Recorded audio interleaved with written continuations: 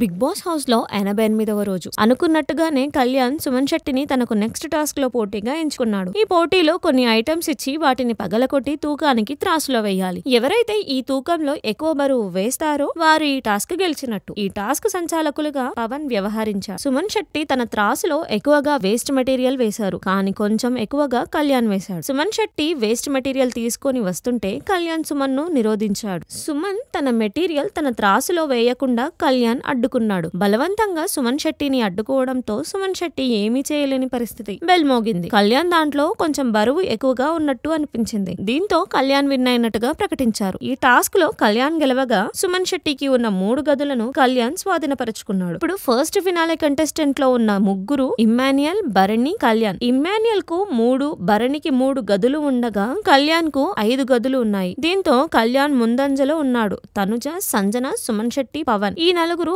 అర్హత కోల్పోయారు. ఇప్పుడు భరణి, ఇమ్మాన్యుయల్, కళ్యాణ్, రీతు మధ్యలో పోటీ జరుగుతుంది. ఈ పోటీలో ఎవరు గెలిచి ఫస్ట్ ఫినాలేకు వెళ్తారు అనేది చూడాలి.